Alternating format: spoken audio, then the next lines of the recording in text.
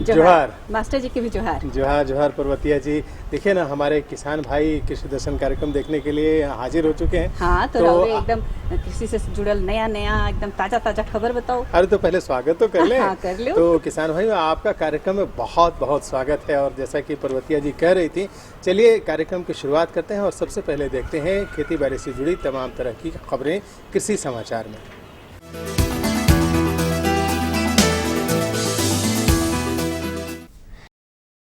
नमस्कार, कृषि समाचार में आपका स्वागत है। मैं हूं संयुक्ता। आइए देखते हैं आज कृषि समाचार में क्या है खास। राज्य में चलाई जा रही है गोकुल ग्राम विकास योजना।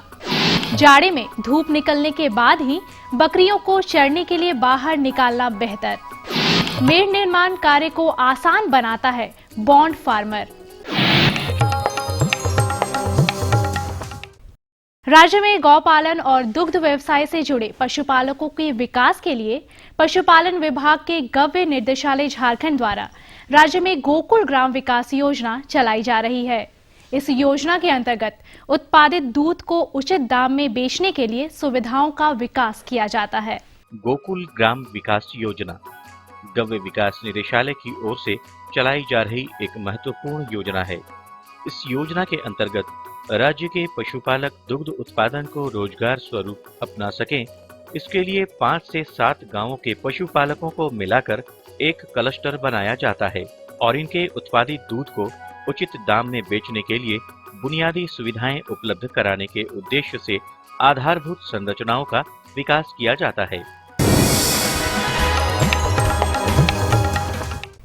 जाड़े का प्रभाव हमारे साथ साथ हमारे मवेशियों पर भी पड़ता है।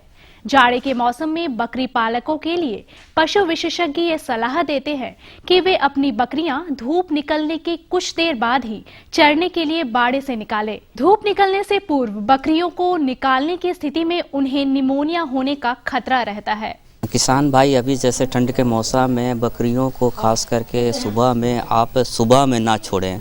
धूप निकलने के बाद जब ओस की बूंद सूख जाती है, उसके उपरांत ही बकरी को चरागाह में अपने चरने के लिए भेजें, जिससे कि वो ओस की बूंद उसके लंग्स में ना जाके ब्रोंकियोनिमोनिया की जो संभावना रहती है उसको आप कम कर सकते हैं। सब्जियों की खेती करने वाले किसान यदि वर्तमान समय में करेला लगाना चाहते हैं तो वे फरवरी माह में करेला का गर्मा फसल की बुआई कर सकते हैं। करेला के बेहतर उत्पादन के लिए पूसा 2 मौसमी, रांची स्थानीय और अर्का हरित किस्में अच्छी मानी जाती हैं। पूसा 2 मौसमी, रांची स्थानीय और अर्का हरित ये नाम है करेला के उन्नत प्रभेदों के। जनवरी से फरवरी माह तक इन प्रभेदों की 4 से 6 किलोग्राम बीज प्रति हेक्टेयर की दर से बुआई कर और उचित कृषि कार्यों को करते हुए लगभग 80 से 120 क्विंटल उपज प्राप्त कर सकते हैं।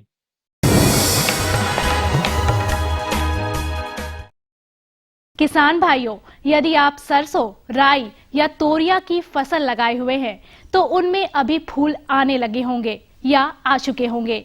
ऐसे समय में फसल पर लाही के प्रकोप की संभावना रहती है। लाही के फसल पर लग जाने की स्थिति से कैसे निपटा जाए, बता रहे हैं हमारे कृषि विशेषज्ञ। सरसों में आपका जो फसल है वो पुष्पन अवस्था में है और ठीक इसके बाद आपका मतलब उसमें फली की अवस्था में आ जाएगा और इसी अवस्था में आपको मालूम होगा कि लाही का प्रकोप बढ़ जाता है। तो लाही से बचने के लिए किसान भाई ध्यान दें कि जैसे ही लाही का थोड़ा सा भी प्रकोप अगर आपको नज़र आए तो वैसी अवस्था में कोई भी कीटनाशक, सामान्य सा कीटनाशक का उपयोग कर लें। मसलन जैसे मैं बता रहा हूँ आपको कि मोनोक्रोटोफॉस नाम की एक दवा है या इमिडाक्लोप्रिड नाम की दवा है। इसका प्रयोग आप 1 लीटर पानी में 1 से 1.5 ml दवा का दर पर आप इसका छिड़काव कर सकते हैं और इससे लाही के प्रकोप से छुटकारा पा सकते हैं।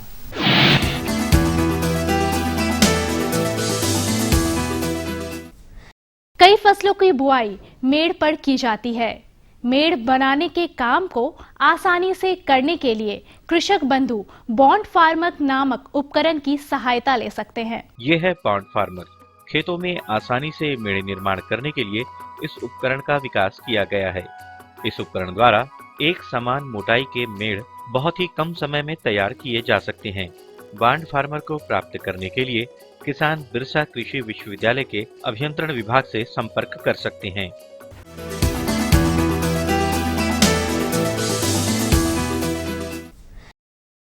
कृषि क्षेत्र में अच्छा काम कर रहे किसान निश्चित तौर पर दूसरे किसानों के लिए प्रेरणा स्रोत है। तो आइए मिलते हैं एक ऐसे ही प्रेरणा स्रोत किसान से। मैं पशुपालन मेरा मुख्य धंधा है, उसके साथ साथ मैंने थोड़ा बतख से भी इंटरेस्ट रख करके बतख पालन भी शुरू किया है और मेरा खेती बाड़ी भी का काम चलते रहता है। सीजनेबल गेहूं के सीज़न में गेहूं और धान के सीज़न में तो धान, बाकी साग सब्जी भी हम लोग थोड़ा बहुत कर लेते हैं अपने खाने पीने के लिए। बाकी मेरा मेन व्यवसाय डेयरी है। मेरा प्रतिदिन का दूध उत्पादन का क्षमता 100 लीटर का है। और अब एक नजर राज्य के कुछ प्रमुख शहरों के मौसम के मिजाज पर। आज राज्य के कुछ प्रमुख शहरों के तापमान इस प्रकार दर्ज किए गए। रांची अधिकतम 24 डिग्री सेल्सियस, न्यूनतम 13 डिग्री सेल्सियस। देवघर अधिकतम 26 डिग्री सेल्सियस और न्यूनतम 15 डिग्री सेल्सियस। दुमका अधिकतम 26 डिग्री सेल्सियस और न्यूनतम 15 डिग्री सेल्सियस। गोड्डा अधिकतम 28 डिग्री सेल्सियस और न्यूनतम 17 डिग्री सेल्सियस। चाईबासा अधिकतम 25 डिग्री सेल्सियस और न्यूनतम 14 डिग्री सेल्सियस। और हजारीबाग का तापमान अधिकतम 23 डिग्री सेल्सियस और न्यूनतम 11 डिग्री सेल्सियस रहा।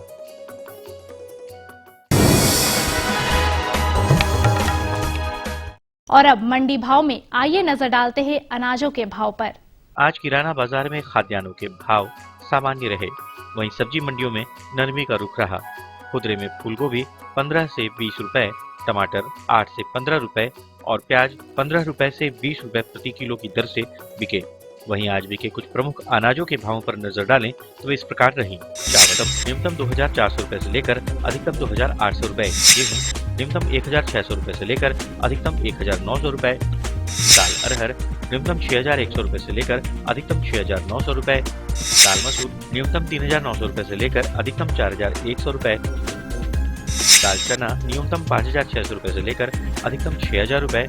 चीनी न्यूनतम 3300 रुपए से लेकर अधिकतम 3500 रुपए और आलू न्यूनतम 800 रुपए से लेकर अधिकतम 1000 रुपए प्रति क्विंटल रहा। कृषि समाचार में आज इतना ही। अगले दिन अगले अंक में फिर मुलाकात होगी कुछ ताजा तरीन खबरों के साथ। तब तक के लिए दीजिए इजाजत। नमस्कार, जोहार।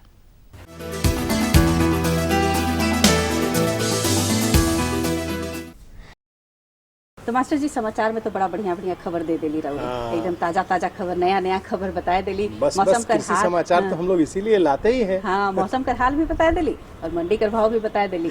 तो फिर और क्या बात करनी है? बात तो ऐसे रहेला, हम सवाल कर कुछ कुछ हम राउर से पूछो, नया नया लेकिन जानकारी अभी लो। इसके पहले विराम लेना होगा, है ना? तो किसान भाइयों, आप देखते रहिए कृषि दर्शन। हम मिलते हैं इस छोटे से संदेश के बाद। ये लो और बताओ। बस। अरे ये क्या भैया जी, बस इतनी सी रासायनिक खाद? किसानी छोड़ रहे हो क्या? किसानी नहीं, नादानी छोड़ रहे हैं। मिट्टी की जांच कराई है।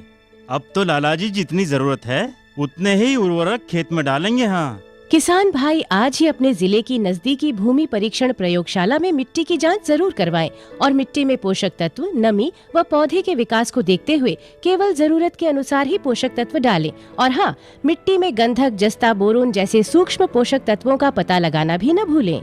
उर्वरक और जैविक खाद के सही उपयोग से भूमि का उपजाऊपन बनाए रखें, उत्पादकता बढ़ाएं, खर्चा घटाएं और बहुमूल्य विदेशी मुद्रा बचाने में भी सहयोग दें। और हाँ, धीमी गति से नाइट्रोजन उपलब्ध कराने वाले उर्वरकों जैसे नीम लेपित यूरिया को प्राथमिकता दें और यूरिया का पत्तों पर छिड़काव करें। अरे वाह, तू तो सचमुच समझदार हो गया रे। अधिक जानकारी के लिए संपर्क करें जिला कृषि अधिकारी या किसान कॉल सेंटर।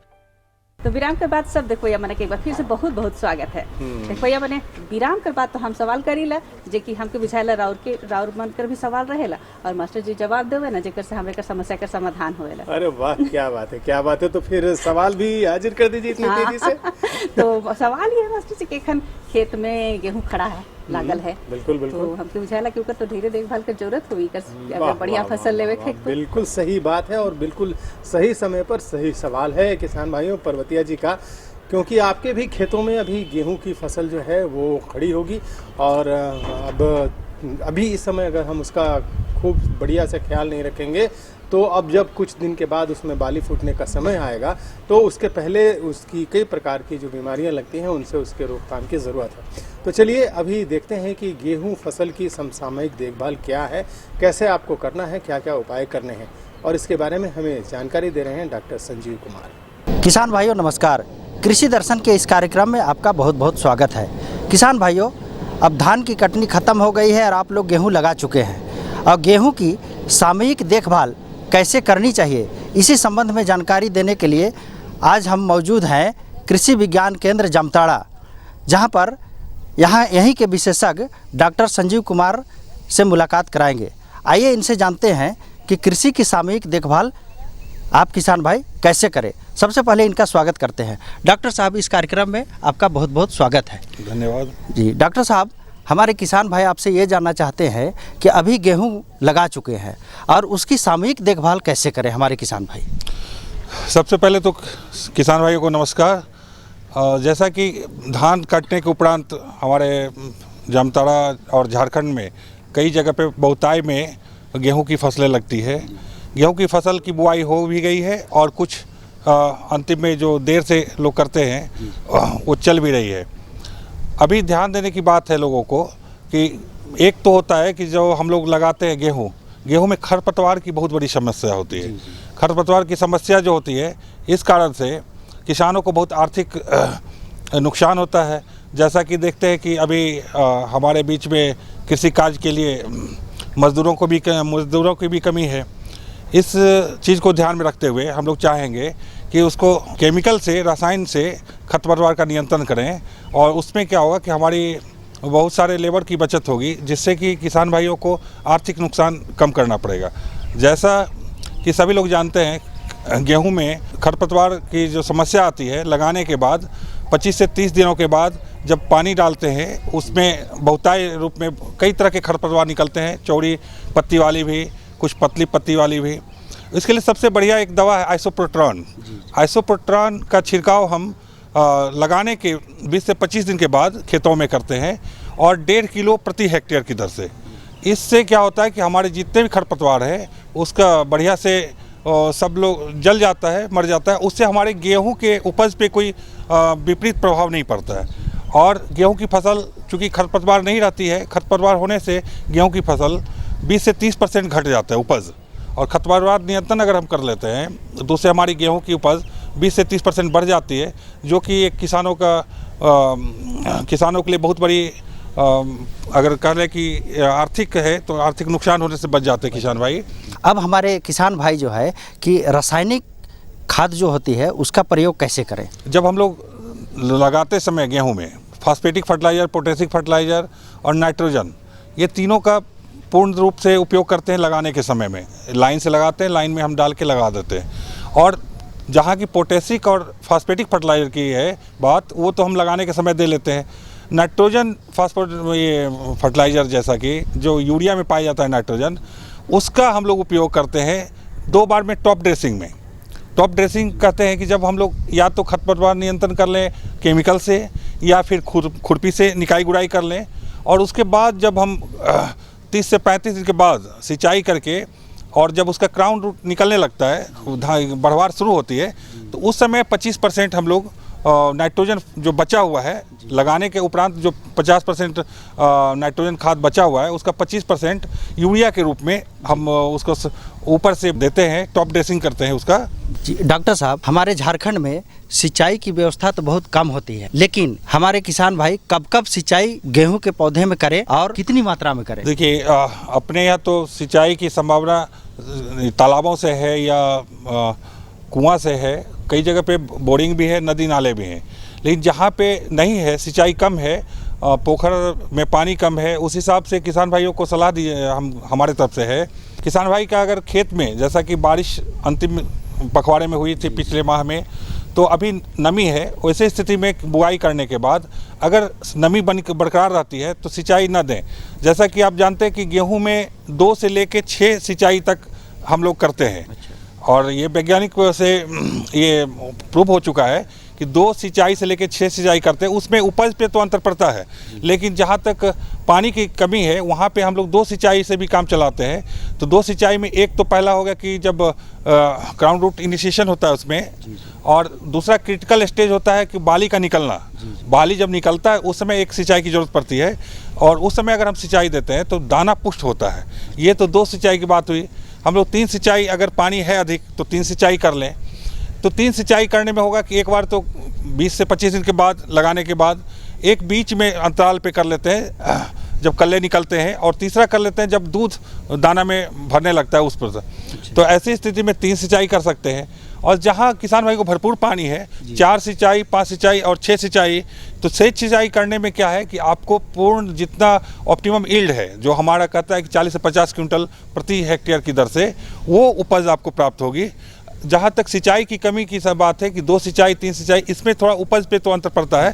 संजीव जी, हमारे किसान भाई को ये बताएं कि उर्वरक का क्या क्या प्रबंध करें ताकि हमारे किसान भाइयों को अधिक उपज मिले। गेहूं लगाते समय हमारे कृषक के अब सब लोग जागरूक हो चुके हैं, वो जरूर अवश्य ही डाले होंगे उसमें फॉस्फेटिक फर्टिलाइजर और पोटेशिक फर्टिलाइजर और नाइट्रोजन की भी आधी मात्रा लगाते समय। रह गई बात जो हमारे पास नाइट्रोजन बच गए हैं 40 से 50 किलो प्रति हेक्टेयर की दर से डालना है, वो उसको हम क्या करेंगे कि पहली जो निकाई गुड़ाई है 30 दिन के बाद पहली सिंचाई के समय उसमें से 25% मतलब 25 किलोग्राम नाइट्रोजन प्रति हेक्टेयर की दर से उसको समावेशित करें ऊपर से, और जो 25% जो मेरा बच गया और रेस्ट उसको हम फिर जब हमारा कल्ला निकलने का समय होता है उसमें सिंचाई के साथ दें तो उसमें बहुत बढ़िया उपज आएगी। और यही हमारा रहता है कि नाइट्रोजन का जो है छिड़काव एक बार न करके 2 बार सिंचाई के साथ दें। संजीव जी, हमारे किसान भाइयों को गेहूं की सामूहिक देखभाल के बारे में इतनी अच्छी जानकारी दी, इसके लिए आपको बहुत बहुत धन्यवाद। आपको भी धन्यवाद, और सारे कृषक बंधुओं को हम इस बात से ख़त्म करना चाहेंगे कि वो अपनी खेती को थोड़ा सा वैज्ञानिक तरीके से करें, और जहाँ भी उनको दिक्कत हो तो कृषि विज्ञान केंद्र से संपर्क कर सकते हैं और यहाँ पे उनको सारी जानकारियाँ प्राप्त होगी। अम्मा खाना दे दो ना।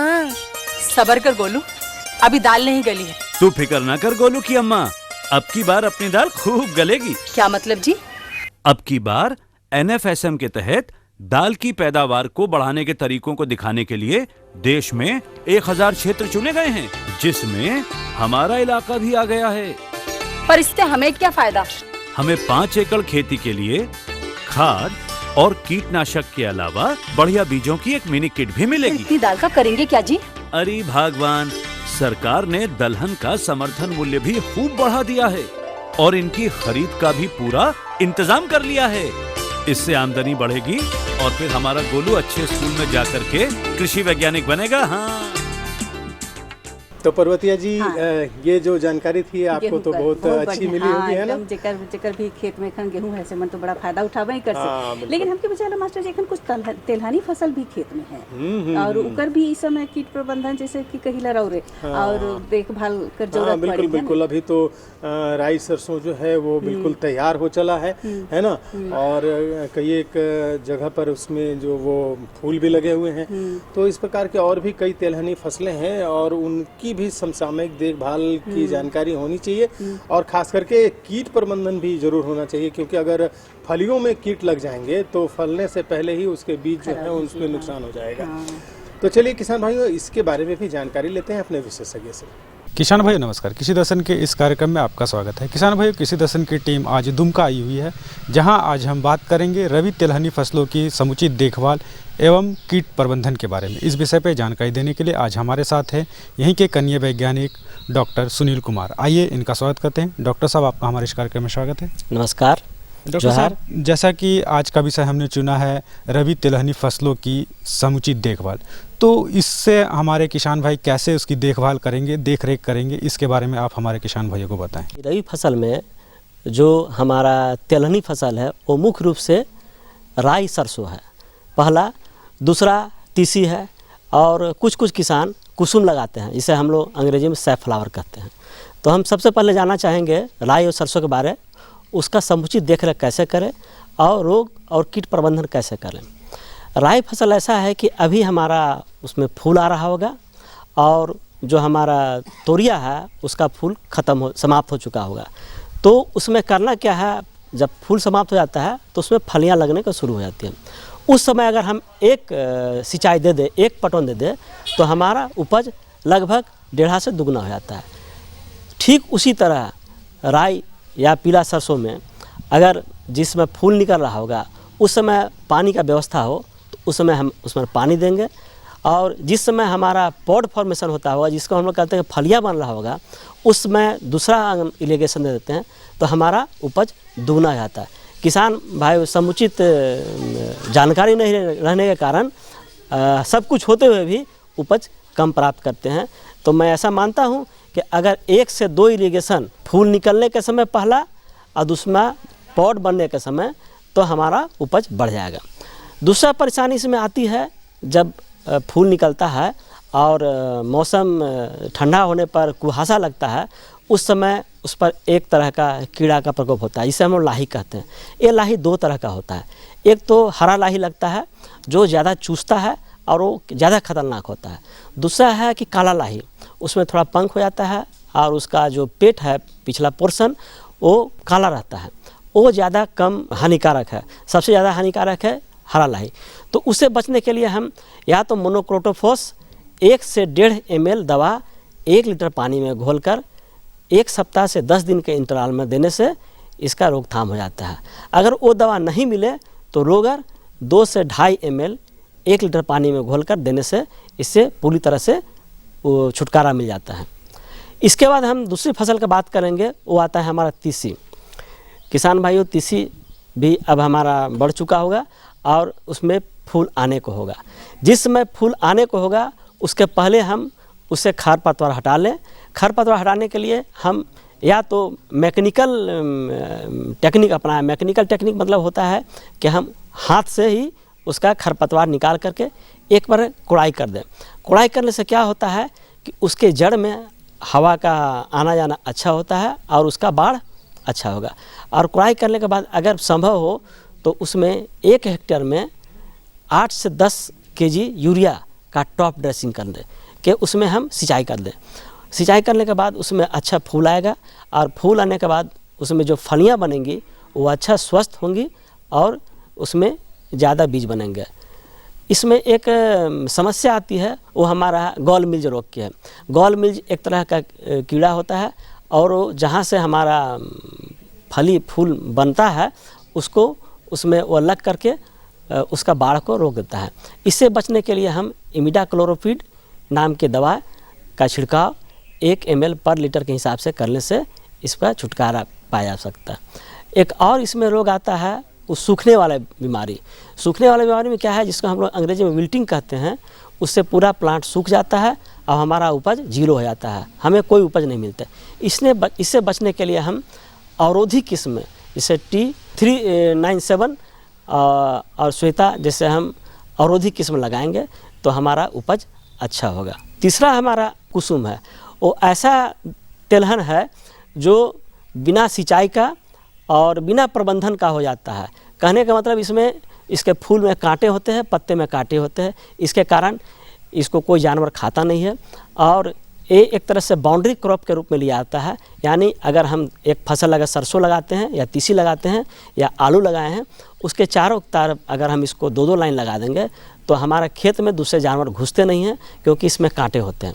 और सबसे बड़ा फ़ायदा इसका ये है कि इसका जड़ ज़मीन से 3 से 4 मीटर अंदर तक चला जाता है, जो ज़मीन का भरपूर पानी नीचे से खींचकर अपना पोषक तत्व लेकर अपना ये बीज बनाता है।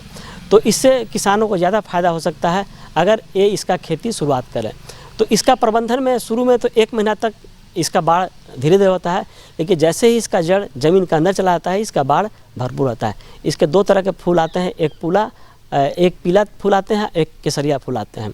और जो बीज बनते हैं, इसका बीज में जो तेल की मात्रा होती है वो 50% के आसपास होती है और इससे जो तेल मिलता है वो हृदय रोगों के लिए काफ़ी फ़ायदेमंद होता है, क्योंकि इसमें जो भी सैचुरेटेड हाइड्रोकार्बन जिसे हम लोग कोलेस्ट्रॉल भी बोलते हैं उसका प्रतिशत बहुत कम होता है। इसलिए हम किसान भाइयों को सजेस्ट करते हैं कि कुसुम का खेती ज़्यादा से ज़्यादा करेंगे, क्योंकि इसमें ना कोई रोग लगता है और ना कोई कीड़ा लगता है और ना इसे कोई जानवर खाते हैं। डॉक्टर साहब, इतनी अच्छी आपने जानकारी दी हमारे किसान भाइयों को। चलते चलते आप हमारे किसान भाइयों को और क्या संदेश देना चाहते हैं? ऐसा है कि रबी फसल में जो हमारा प्रबंधन होना चाहिए वो सिंचाई पर विशेष होना चाहिए, और सिंचाई का प्रबंधन हमारा 2 स्टेज में बहुत ज़रूरी है। एक, जिस समय हमारा फूल आता है उस समय, और दूसरा जिस समय हमारा फलियाँ आता है उस समय अगर हम सिंचाई का प्रबंध करते हैं तो हमारा उपज ऐसे जो हम साधारण ढंग से करते हैं उससे हमारा उपज 2 गुना बढ़ जाता है।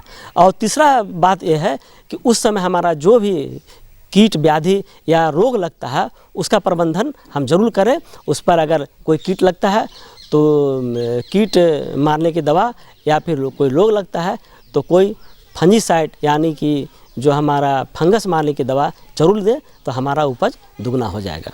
डॉक्टर साहब, आप हमारे इस कार्यक्रम में इसके लिए आपका बहुत बहुत धन्यवाद। धन्यवाद, नमस्कार, जोहार। तो मास्टर जी, सुनील जी तो बड़ा बढ़िया से बता दिले कि तिलहनी फसल का रेखन देखभाल कैसे करे है, कीट प्रबंधन कैसे करे है। बिल्कुल बिल्कुल बिल्कुल। और हमके बुझाला कि हमार सब सवाल का जवाब तो यहाँ मिल जाएगा, बाकी हमरे कर जो देखोया मन है सेकर सवाल का जवाब मिलेला कि नहीं? बिल्कुल बिल्कुल सही कहा। देखिए किसान भाइयों, ये एक बहुत ही बड़ी शिकायत है आप लोगों से कि आपके जो सवाल हैं वो हम तक नहीं पहुंचते। पर्वतिया जी तो आपकी तरफ से सवाल करती रहती हैं, लेकिन आपका अपना जो सवाल है और कुछ ऐसी जानकारियां हैं जो हमारे कृषि दर्शन कार्यक्रम में सभी दूसरे किसानों के लिए उपयोगी हो सकती हैं, उन जानकारियों को भी बांटना बहुत ज़रूरी है। और इसके लिए ज़रूरी है कि आप हमें खत लिखें। तो खत लिखने के लिए हमारा पता नोट किया जाए। कार्यक्रम कृषि दर्शन, कृषि प्रकोष्ठ, द्वारा केंद्र निदेशक, दूरदर्शन केंद्र, राठौर रोड, रांची, पिन संख्या 834001। तो देखिए मैंने हमरे हमेशा पता बताइला, और में चिट्ठी भी हमेशा लिखत रहो। हाँ, क्योंकि आपके खतों का हमें रहता है इंतजार। अब हमारी पूरी टीम को दीजिए अनुमति। जोहार, नमस्कार।